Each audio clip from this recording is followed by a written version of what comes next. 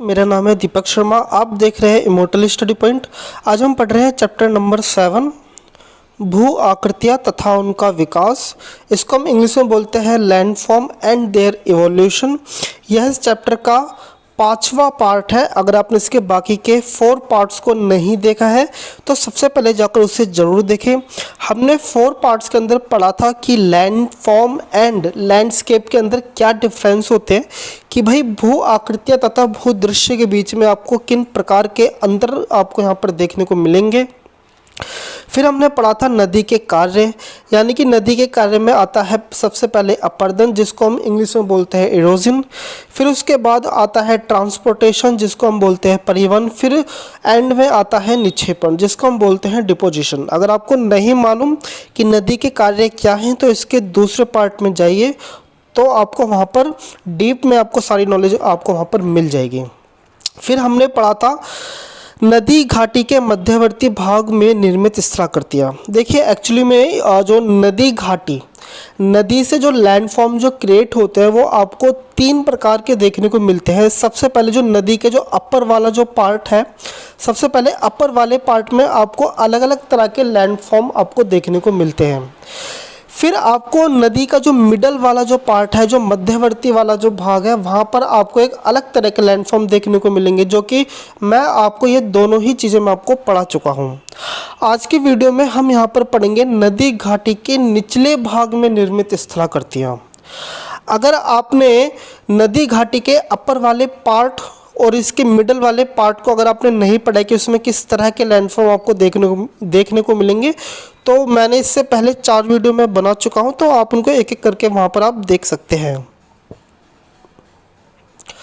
चलिए फिर आज हम स्टार्ट करते हैं कि नदी घाटी का जो सबसे जो निचला जो रीजन है उसमें आपको किस किस तरह के आपको लैंडफॉर्म देखने को मिलेंगे। तो देखिए जो नदी के सबसे निचले वाले भाग में आपको नदी विसर्प देखने को मिलती है। और क्या देखने को मिलते हैं? गोखुर झील। नदी विसर्प को हम इंग्लिश में बोलते हैं रिवर मैंड्रिंग बोलते हैं, और गोखुर झील को हम इंग्लिश में बोलते हैं ऑक्सबो लेक, हम इसको यहाँ पर बोलते हैं। सबसे पहले हम यहाँ पर समझेंगे कि नदी विसर्प क्या होता है। देखिए सबसे पहले आप समझिए कि मैं आपको कौन सा पार्ट पढ़ा रहा हूँ। मैं आपको यहाँ पर पढ़ा रहा हूँ कि जो नदी का जो सबसे जो निचला रीजन है, ठीक है, सबसे जो निचला रीजन है उस रीजन के अंदर आपको किस तरह के लैंडफॉर्म देखने को मिल रहे हैं। तो यहाँ पर आपको यह पता होना चाहिए कि जब नदी का जब सबसे आखिरी वाला जो पार्ट होता है, देखिए मान के चलिए पॉइंट ए, पॉइंट बी और ये पॉइंट सी। पॉइंट ए के अंदर किस तरह के लैंडफॉर्म बनते हैं ये मैं आपको बता चुका हूँ। पॉइंट बी में आपको किस तरह के लैंडफॉर्म बनते हैं ये मैं आपको बता चुका हूँ। अब हम पॉइंट सी पढ़ेंगे। ए और बी का मतलब क्या है? ये है इसका अपर वाला पार्ट, ये है इसका मिडल वाला पार्ट, और ये है इसका सी कौन सा है? सबसे निचला वाला पार्ट। तो देखिए जब नदी का जब आरंभ होता है, जब नदी शुरू होती है, तो ए पार्ट में नदी के पास काफ़ी ज़्यादा पावर होती है। क्या होती है? काफ़ी ज़्यादा पावर होती है, जिसकी वजह से इसके जो लैंडफॉर्म है वो आपको अलग तरीके से देखने को मिलते हैं। जब बी रीजन में आते हैं, यानी कि जब नदी का जब मिडल पार्ट होता है, तो इसकी शक्ति काफ़ी कम हो जाती है, ठीक है। लेकिन जब हम सी पॉइंट की बात करते हैं, नदी के सबसे लास्ट वाले रीजन की बात करते हैं, तो फिर इस सी पॉइंट पर नदी की जो शक्ति होती है वो सबसे ज़्यादा कम होती है, ठीक है, वो सबसे ज़्यादा कम होती है, ठीक है। आप इस चीज़ का ध्यान रखिएगा। चलिए फिर धीरे धीरे करके पढ़ते हैं, एक एक पॉइंट्स को क्लियर करते हैं। यहाँ पर नदी सीधी नहीं बहती है, बल्कि यह सांप की तरह टेढ़ी मेढ़ी होती है। अब देखिए क्या है कि जब नदी जब अपनी तीसरी अवस्था में आती है, यानी कि जब नदी के पास पावर सबसे कम होती है, तब ऐसे अवस्था में क्या होता है कि देखिए नदी बह तो सीधी ही होती है, लेकिन बीच में जब कठोर चट्टान आ जाती है, यानी कि कोई हार्ड रॉक आ जाता है, तब नदी इस कठोर चट्टान को तोड़ नहीं पाती है। तब इसकी वजह से नदी करती क्या है, जो इसके आसपास के कहीं पे भी सॉफ्ट चट्टान मिलेगी, मान के चलिए कठोर चट्टान का इतना एरिया है, तो पानी इस तरह से यहाँ से बह जाएगा, ठीक है, पानी इस तरह से यहाँ से बह जाएगा और वो अपने लिए एक नई डायरेक्शन बना लेगा। देखिए पानी जब कठोर चट्टान को नहीं काट पाता है तब फिर वो अपनी डायरेक्शन को चेंज कर लेता है, जिसकी वजह से नदी क्या बन जाती है, यहाँ पर टेढ़ी मेढ़ी यहाँ पर ये नदी आपको देखने को मिलती है। जैसे कि मैं आपको एक इमेज के साथ दिखाता हूँ। देखिए ये जो आप इमेज देख रहे हो, ये इमेज का यहाँ पर नदी क्या है, बिल्कुल टेढ़ी मेढ़ी है, ठीक है। और इसे टेढ़ी मेढ़ी होने का जो रीज़न क्या है, वो रीज़न है यहाँ पे कठोर चट्टान का होना।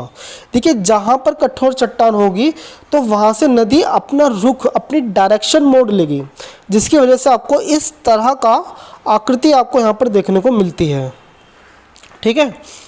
चलिए फिर आगे बढ़ता, जरा समझते हैं कि ये जो मैंड्रिन जो वर्ड है ये निकला कहाँ से है और इसका जो ओरिजिन क्या है, इसका ओरिजिन। चलिए, इस तरह के आकार को ही नदी विसर्प यानी रिवर मैंड्रिन कहा जाता है, ये तो मैं आपको बता चुका हूँ। चलिए समझते हैं कि मेंडर क्या होता है। मेंडर शब्द तुर्की की मियांडर नदी से निकला। देखिए ये जो मेंडर जो शब्द है, तुर्की में एक नदी है जिसका नाम है मियांडर, ठीक है। इसी मियांडर नदी से ही मेंडर शब्द निकला हुआ है। अब देखिए, क्योंकि यह नदी समुद्र तक पहुँचते पहुँचते सांप की तरह कई जगह मुड़ जाती है। देखिए मैंने जैसे कि आपको कहा, जब नदी जब शुरुआती अवस्था में होती है, जब वो फर्स्ट स्टेज में होती है तो नदी के पास पावर बहुत ज़्यादा होती है। लेकिन जब वो अपनी आखिरी की अवस्था यानी कि तीसरी अवस्था में जब वो आती है तो इसके पास शक्ति नहीं रह जाती। और ये जो तीसरी अवस्था मान के चलिए, जब नदी जब किसी झील के आसपास मिलती है या फिर किसी समुद्र में आकर के मिलती है, तो फिर नदी की शक्ति काफ़ी कम हो जाती है, जिसकी वजह से नदी कैसे हो जाती है, बिल्कुल सांप की तरह टेढ़ी मेढ़ी यहाँ पर आपको देखने को मिलती है। मैदानी भागों में नदी के जल की गति मंद हो जाती है, जिससे यह अपरदन के साथ निक्षेपण भी करती है।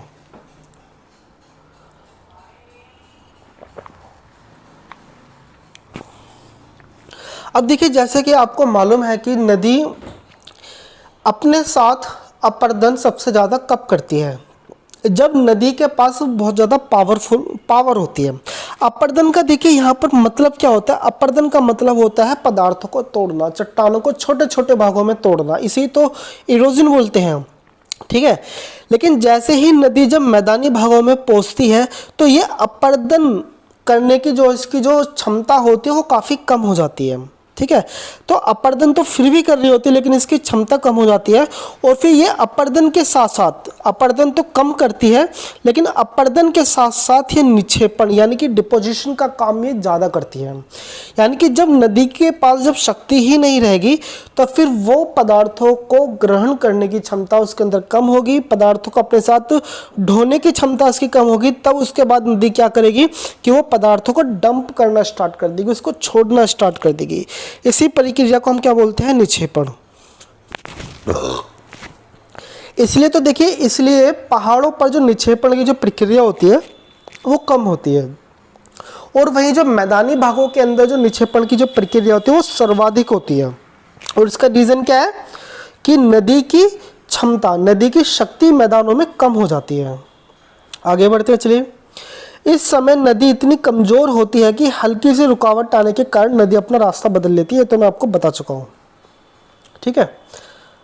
चलिए अब देखिए, अब यहाँ पर मैं तो आपको यहाँ पर बता चुका हूँ कि रिवर मैंड्रिन क्या है, यानी कि नदी विसर्प क्या है, ठीक है। अब मैं आपको यहाँ पर बताऊँगा कि गोखुर झील किसे कहते हैं। देखिए होता क्या है, मैं यहाँ से रिवर मैंड्रिन से ही शुरू कर रहा हूँ। तो देखिए, जैसे कि मैंने आपको अभी बताया कि रिवर मैंड्रिन में क्या होता है, नदी सांप की तरह कुछ इस तरह से टेढ़ी मेढ़ी होती है कि नहीं है। चलिए अब देखिए, होता क्या है कि जो फिजिक्स का जो सबसे सिंपल सा जो बेसिक सिद्धांत है, देखिए होता क्या है, जब पानी की स्पीड जब इस तरह से जब वो आती है तो यहाँ पे जो गोलाई है, ठीक है, यहाँ पर इस गोलाई पर यहाँ पर इरोजन सबसे ज़्यादा होता है, ठीक है। क्यों होता है, क्योंकि गोलाई पर यहाँ पर पानी की स्पीड सबसे ज़्यादा होती है, जिसकी वजह से यहाँ पर इरोजन आपको सबसे ज़्यादा देखने को मिलता है, ठीक है। तो इस वाले पार्ट पर तो इरोजन सबसे ज़्यादा होता है, लेकिन जो इस वाले पार्ट है, इस वाले पार्ट पर नदी की स्पीड कम होती है। देखिए इस वाले पार्ट पर, ठीक है, इस वाले पार्ट पर नदी की स्पीड कम होती है, जिसकी वजह से यहाँ पर क्या होता है, यहाँ पर निक्षेपण का कार्य सबसे ज़्यादा होता है। यहाँ पर जो पदार्थों को जो डंप किया जाता है यहाँ पर सबसे ज़्यादा किया जाता है, जिसकी वजह से यहाँ पर पदार्थ तो ज़्यादा इकट्ठे होते रहेंगे, लेकिन यहाँ पर पानी से कटाव ज़्यादा होता रहेगा। अब देखिए ये कटाव होते होते इतना ज़्यादा कटाव हो जाएगा कि ये जो नदी जो आपको जो एक सर्प की तरह लग रही थी, जो एक तरह से जो टेढ़ी मेढ़ी सांप की तरह लग रही थी, ये कटाव होते होते ये कुछ इस तरह से एस बन जाएगा। देखिए इस तरह से, ठीक है, इस तरह से क्या बन जाएगा, ये पूरा एस बन जाएगा कि इतना ज़्यादा इरोजन होगा। और इसी ही आकार को, इसी शेप को हम क्या बोलते हैं, गोखुर झील हम इसको बोलते हैं। देखिए आपको यहाँ पर आपको यहाँ पर एक शेप दिख रही होगी, इसी को ही हम क्या बोलते हैं, गोखुर झील बोलते हैं। देखिए फिर से समझ लीजिए, जो गोखुर झील है, जो ऑक्सबो जो लेक है, वो रिवर मैंड्रिन का डेवलपमेंट हुआ पार्ट है। पहली अवस्था में क्या होता है, पहली अवस्था में होती है रिवर मैंड्रिन, जो कि आपको इस तरह से देखने को मिलती है। फिर क्या होता है, फिर धीरे धीरे करके यहाँ पर इस वाले पार्ट पे इरोजन सबसे ज़्यादा होने लगता है, और इस वाले पार्ट पर क्या होता है, इस वाले पार्ट पर पदार्थों का निक्षेपण होता है। फिर धीरे धीरे करके इसका कटाव इतना ज़्यादा हो जाता है कि इस तरह की आकृतियाँ बन जाती हैं, मतलब कि इस तरह की जो चीज़ें हैं वो बन जाती हैं, और इसी ही आकार को हम क्या बोलते हैं, ऑक्सबो लेक यानी कि गोखुर झील बोलते हैं। तो फिर उम्मीद है कि आपको यहाँ पर ऑक्सबो लेक क्या होता है, गोखुर झील क्या होता है, आपको समझ में आ गया होगा। रिवर मेंडरिंग आपको यहाँ पर क्लियर हो चुकी होगी। तो फिर इस वाले टॉपिक को बंद करने से पहले, पैकअप करने से पहले फिर से एक बार और समझ लीजिए कि ये जो ऑक्सबो जो लेक है, ये किसका विकसित पार्ट है, ये किसका डेवलप्ड हुआ पार्ट है, तो ये रिवर मैंड्रिन का ही डेवलप्ड हुआ पार्ट है। ठीक है, पहली स्टेज में तो रिवर मैंड्रिन होगी, यानी कि विसर्प नदी होगी। फिर बाद में इरोजन इतना ज़्यादा हो जाएगा, धीरे धीरे इरोजन इतना ज़्यादा हो जाएगा कि ये जो नदी जो पूरी आपको एक लाइन में दिख रही है ना, मतलब एक टेढ़ी लाइन जो दिख रही है, ये टेढ़ी लाइन धीरे धीरे करके अलग हो जाएगी, जैसे कि आपको यहाँ पर देखने को मिल रहा है। और इसी आकृति को हम बोलते हैं गोखुर झील। चलिए फिर आगे बढ़ते हैं, बहुत टाइम हो गया। चलिए फिर अब हम यहाँ पर माफ़ कीजिएगा, जो अभी हम ये पढ़ रहे थे ऑक्सबो लेक और या फिर ये रिवर मैंड्रिन जो हम पढ़ रहे थे, ये मध्यवर्ती भाग का ही पार्ट था। नदी घाटी का जो निचला जो भाग है वो यहाँ से शुरू होगा। ठीक है, चलिए फिर आइए समझते हैं कि नदी घाटी के निचले भाग में निर्मित स्थलाकृतियाँ, यानी कि जो नदी घाटी के जो एकदम जो एंड वाला जो रीजन है, उसमें आपको किस किस तरह के आपको लैंडफॉर्म यहाँ आपको देखने को मिलेंगे। तो देखिए इसमें आपको करीबन 3 तरह के लैंडफॉर्म देखने को मिलते हैं। जो पहला जो लैंडफॉर्म है वो है गुम्फित नदी, जिसको हम इंग्लिश में बोलते हैं ब्रेडेड स्ट्रीम। फिर दूसरा है हमारा प्राकृतिक तटबंध तथा बाढ़ का मैदान, जिसको हम इंग्लिश में बोलते हैं natural leaves and flood plains. फिर इसके बाद हम यहाँ पर पढ़ेंगे डेल्टा। ठीक है, क्योंकि जो डेल्टा जो आकृति जो बनती है वो नदी घाटी की आखिरी आकृति आपको यहाँ पर देखने को मिलेगी। आपने 7वीं 8वीं क्लास में आपने डेल्टा के बारे में आपने ज़रूर सुना होगा। चलिए फिर स्टार्ट करते हैं। गुम्फित नदी यानी ब्रेडेड स्ट्रीम क्या होता है।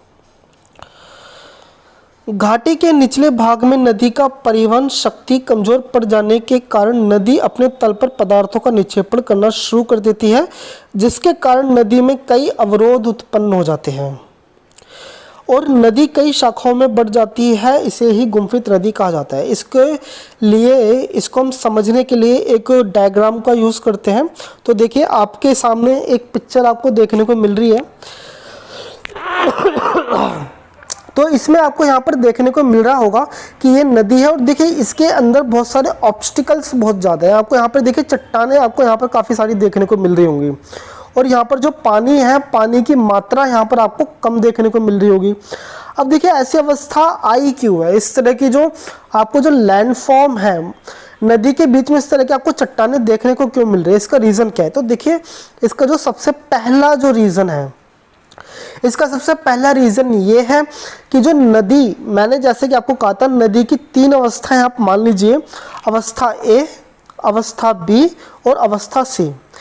अवस्था ए के अंदर पानी की शक्ति बहुत ज़्यादा तेज होती है, जिसकी वजह से यहाँ पर अपरदन यानी कि इरोजन, ठीक है, यहाँ पर इरोजन सबसे ज़्यादा देखने को मिलता है। यहाँ पर पदार्थों का ट्रांसपोर्टेशन भी काफ़ी मात्रा में देखने को मिलता है। फिर अवस्था बी के अंदर इरोजन की मात्रा कंपैरेटिवली ए से कम हो जाती है और ट्रांसपोर्टेशन कंपैरेटिवली भी ए से कम हो जाता है। लेकिन जो तीसरी अवस्था है, पॉइंट जो सी है, यहाँ पर होता क्या है, यहाँ पर नदी सबसे कमज़ोर होती है, यहाँ पर नदी सबसे ज़्यादा कमज़ोर होती है और इसके अंदर इतनी शक्ति नहीं होती कि ये अपने साथ पदार्थों का बहुत ज़्यादा टाइम तक ट्रांसपोर्टेशन कर सके। ये पदार्थों को अपने साथ ज़्यादा ट्रांसपोर्टेशन नहीं कर सकती, जिसकी वजह से नदी इस अवस्था में करती क्या है, बीच रास्ते में ही, नदी के बीचों बीच ही ये पदार्थों को डंप करना शुरू कर देती है। ठीक है, जब पदार्थों के बीच में ही डंप करना शुरू कर देगी तो बीच में इस तरह की चट्टानों की एक तरह की लेयर आपको यहाँ पर देखने को मिल जाएगी। ठीक है, तो फिर बीच रास्ते में आपको इस तरह की चट्टानों की आपको लेयर्स देखने को मिल जाती है।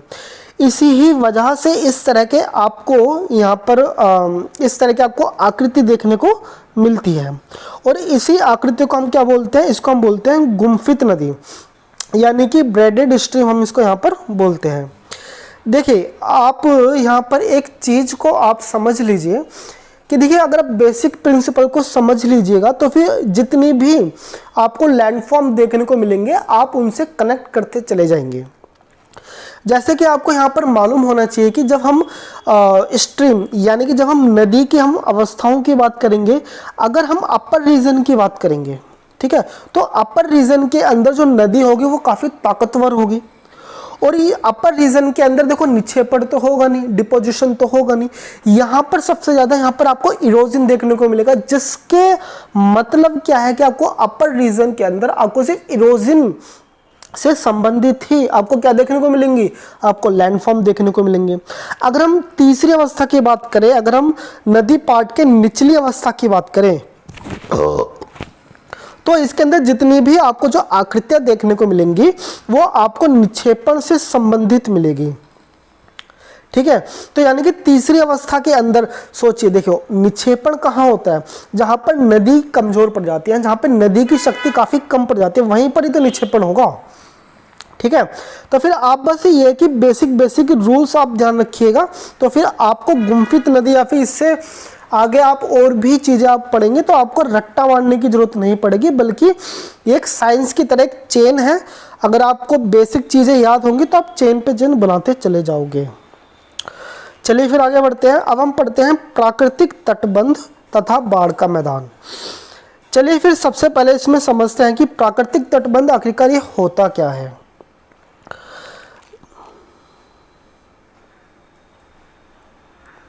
चलिए फिर, जब नदी में वर्षा के कारण जल स्तर बढ़ जाता है तब नदी का जल नदी के किनारों को पार करके बहने लगता है। तो देखिए होता क्या है कि जब कहीं पर भी जब वर्षा सबसे ज़्यादा होती है, ठीक है, मान के चलिए जो वर्षा, अगर मान के चलिए हम यहाँ पर गंगा का एग्जाम्पल ले लेते हैं। ठीक है, जब गंगा के अंदर जब वर्षा जब ज़्यादा होगी तब होगा क्या, तो फिर जो गंगा का जो स्तर है वो स्तर बढ़ जाएगा और गंगा के स्तर को बढ़ जाने के कारण गंगा अपनी बेल्ट से ज़्यादा फ्लो करने लग जाएगी। ठीक है, इस अवस्था में नदी की परिवहन शक्ति अधिक हो जाती है। बाढ़ के समाप्त हो जाने के बाद नदी निक्षेपण का कार्य शुरू कर देती है। अब देखिए यहाँ पर हुआ क्या है कि पहली अवस्था में क्या है कि पहली अवस्था में गंगा के अंदर वर्षा बहुत ज़्यादा हुई, जिसके कारण जो गंगा का जो स्तर था वो बहुत ज़्यादा बढ़ गया। अब बहुत ज़्यादा बढ़ जाने के कारण होगा क्या, इसमें जो नदी की जो शक्ति होगी, जो नदी की जो परिवहन जो ट्रांसपोर्टेशन जो शक्ति होगी वो बढ़ जाएगी। भाई जब किसी रिवर बेल्ट के अंदर, रिवर के अंदर जब पानी की क्वांटिटी बढ़ेगी तो उसकी शक्ति बढ़ेगी, उसकी शक्ति बढ़ेगी तो क्या होगा उसकी शक्ति बढ़ेगी तो क्या होगा, पदार्थों का परिवहन ज़्यादा होगा, यानी कि ट्रांसपोर्टेशन। ठीक है, यानी कि पदार्थों का ट्रांसपोर्टेशन काफ़ी अत्यधिक मात्रा में आपको देखने को मिलेगा। लेकिन होगा क्या, जैसे ही बाढ़ शांत होगी तो बाढ़ के शांत हो जाने के कारण आप क्या करेंगे, नदी की जो शक्ति थी, नदी की शक्ति किससे थी? बारिश की वजह से, बाढ़ की वजह से।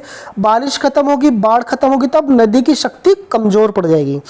जब नदी की शक्ति कमजोर पड़ जाएगी तब क्या होगा? फिर नदी क्या करेगी? पदार्थों को निक्षेपित करना शुरू कर देगी, यानी कि पदार्थों को डंप करना यहाँ पर शुरू कर देगी। ठीक है, चलिए फिर आगे बढ़ते हैं। यह निक्षेप नदी के किनारों पर सबसे अधिक होता है, क्योंकि किनारों पर घर्षण के कारण नदी के जल वेग सबसे कम होता है। देखिए होता क्या है, देखिए मान के चलिए ये है आपकी एक रिवर बेल्ट। ठीक है, मान के चलिए ये रिवर बेल्ट है। पानी बह कैसे रहा है? पानी बह रहा है इस डायरेक्शन में। ठीक है, अब देखिए अगर हम जनरल तर्क से सोचे, एक लॉजिकली साइड से सोचे, तो देखिए होगा क्या है। देखिए नदी के बीचों बीच किसी भी तरह का कोई ऑब्स्टिकल आपको यहाँ पर नहीं देखने को मिलेगा, जिसकी वजह से जो ट्रांसपोर्टेशन है, नदी के बीचों बीच ट्रांसपोर्टेशन सबसे ज़्यादा आपको देखने को मिलेगी। ठीक है, लेकिन वहीं अगर हम नदी के किनारों की बात करें तो नदी के किनारों पर घर्षण, फ्रिक्शन सबसे ज़्यादा देखने को मिलेगा। तो नदी के किनारों पर फ्रिक्शन आपको सबसे ज़्यादा देखने को मिलेगा, जिसकी वजह से यहाँ पर जो नदी के जो ट्रांसपोर्टेशन जो पावर है वो यहाँ पर थोड़ी कम पड़ जाएगी। ठीक है, नदी के किनारों पर। ठीक है, तो नदी के किनारों पर जब ट्रांसपोर्टेशन पावर यहाँ पर नदी की कम पड़ जाएगी, तो सबसे ज़्यादा जो नीचे पर जो सबसे ज़्यादा जो डिपोजिशन का जो काम होगा वो कहाँ पर होगा? वो हमेशा नदी के किनारों पर होगा। नदी के बीचों बीच यहाँ पर डिपोजिशन का काम नहीं होगा, क्योंकि नदी यहाँ पर सबसे ज़्यादा क्या होगी? पावरफुल होगी। और वही नदी के किनारों पर नदी की शक्ति थोड़ी कम होती है, जिसकी वजह से नदी के किनारों पर निक्षेपण का यहाँ पर काम होता है। चलिए फिर आगे बढ़ते हैं और समझते हैं कि प्राकृतिक तटबंध होता क्या है। अभी धीरे धीरे देखो आपको ये सारे पॉइंट्स क्लियर हो जाएंगे, तो फिर आपको प्राकृतिक तटबंध भी आपको यहाँ पर समझ में आ जाएगा। चलिए फिर, तो भाई देखो इस तरह का यह जो क्रम है ये प्रतिवर्ष चलता रहता है। जो नदी का जो फ्लो है उसमें जो बाढ़ है वो हर साल आती रहती है, जिसकी वजह से जो नदी के अंदर जो कटाव है, ठीक है, जो नदी के अंदर जो इरोजन का जो काम है वो नदी के बीचों बीच चलता रहता है। लेकिन जो नदी के जो किनारे हैं, नदी के किनारों पर क्या होता रहता है? निक्षेपण का कार्य हमेशा चलता रहता है, यानी कि नदी के किनारों पर मिट्टी का भराव ज़्यादा होता रहेगा, है ना। ठीक है, चलिए फिर इस प्रकार नदी पर एक तरह का बांध बन जाता है, जिन्हें हम प्राकृतिक तटबंध कहते हैं। ठीक है, तो फिर देखिए कहानी क्या है कि नदी में हर साल बाढ़ आती है, जिसकी वजह से पानी का स्तर बहुत ज़्यादा बढ़ जाता है और इस रिवर बेल्ट को पार कर लेती है। जैसे ही बाढ़ खत्म होता है तो वैसे ही नदी के इन वाले कोने वाले पार्टों पर निक्षेपण का कार्य शुरू हो जाता है, डिपोजिशन का काम शुरू हो जाता है, जिस वजह से हर साल इसी प्रक्रिया को दोहराने के कारण ये जो नदी के जो किनारे हैं ये ऊंचे होते रहते हैं। ये जो नदी के ये जो वाला जो पार्ट है ये ऊंचे होते रहते हैं, जिसकी वजह से यहाँ पर एक तरह का प्राकृतिक तटबंध बन जाता है।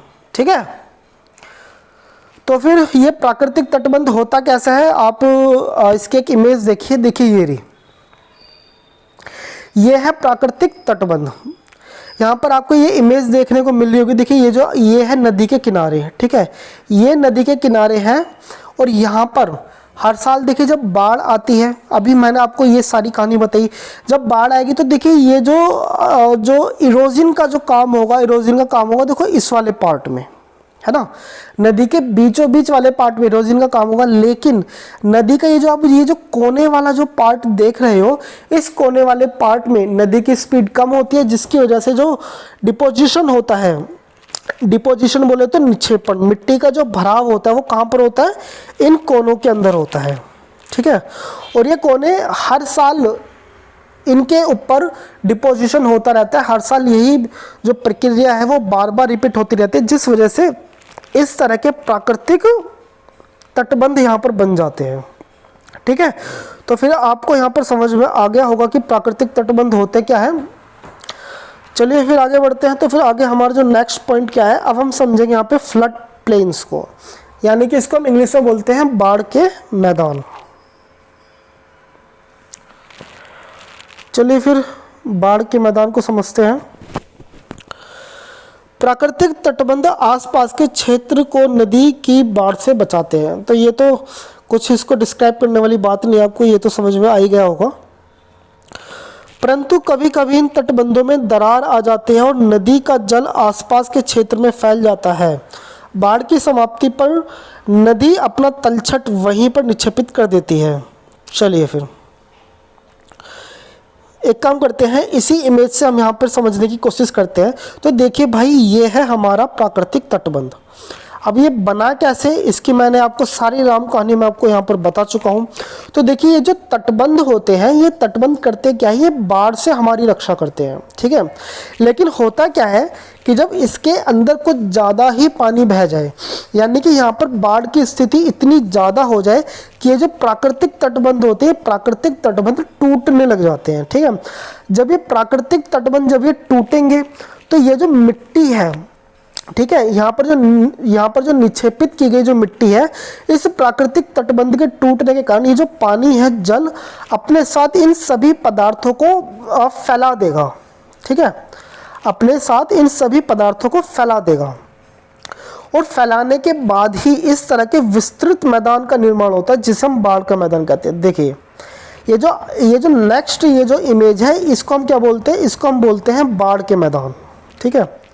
ये देखिए, और ये बाढ़ के मैदान ये बनते कैसे हैं, ये बनते हैं हमारे जो नेचुरल लीव्स होते हैं, यानी कि जो प्राकृतिक तटबंध होते हैं, जब ये प्राकृतिक तटबंध जब ये टूट जाएंगे, और जब ये टूट जाएंगे तो पानी बह जाएगा, है ना।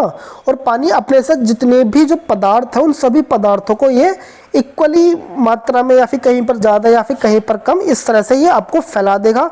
और इस तरह की ये जो आकृति, ये जो आप जो लैंडफॉर्म ये जो आप देख रहे हैं, इसी लैंडफॉर्म को हम क्या बोलते हैं, इसी लैंडफॉर्म को हम बोलते हैं फ्लड प्लेन्स, यानी कि बाढ़ का मैदान। चलिए फिर अब हम यहाँ पर देखते हैं डेल्टा। ये देखिए, ये जो आपको ये जो इमेज दिख रही है, ये इमेज ही क्या है, ये हमारी डेल्टा है। तो देखिए, डेल्टा का निर्माण किस तरह से होता है कि जब नदी जब अपनी आखिरी अवस्था में होती है, जब वो अपने साथ किसी भी तरह का जो जल से अपने पास किसी भी तरह का कोई परिवहन नहीं कर सकती, पदार्थों का वहन नहीं कर सकती, पदार्थों को एक जगह से दूसरी जगह नहीं लेकर के जा सकती, तो ऐसी अवस्था में जो नदियां होती है, वो पदार्थों को वहीं पर ही डंप करना शुरू कर देती हैं। और इस तरह के जो डेल्टा है, वो आपको यहाँ पर देखने को मिलते हैं। चलिए फिर लाइन टू लाइन हम यहाँ पर समझते हैं कि डेल्टा होता क्या है। जब नदी किसी समुद्र या झील में गिरने लगती है, तो उसकी गति इतनी मंद हो जाती है कि वह अपने अवसाद का निक्षेप आरंभ कर देती है। देखिए, जहां पर भी देखिए डेल्टा बनता है, तो ये नदी की सबसे आखिरी स्थिति होती है, ठीक है।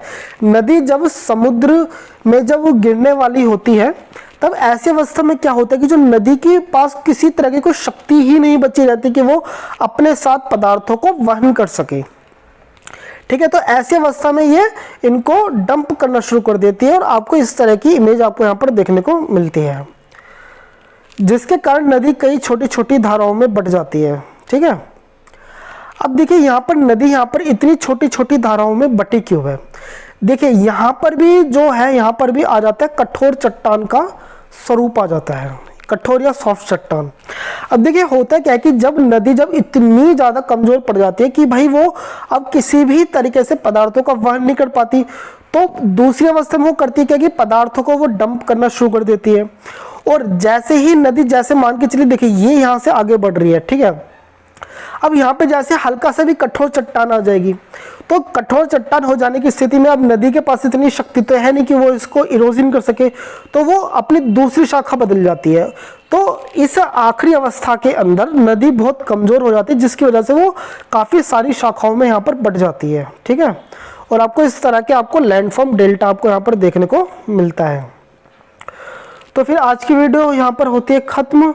आपको यहाँ पर वीडियो कैसी लग रही है आप मुझे कमेंट करके बताइए। तो फिर आज हम यहाँ पर ख़त्म कर चुके हैं नदी घाटी के निचले भाग में निर्मित स्थलाकृतियाँ, ये टॉपिक हम यहाँ पर फिनिश कर चुके हैं।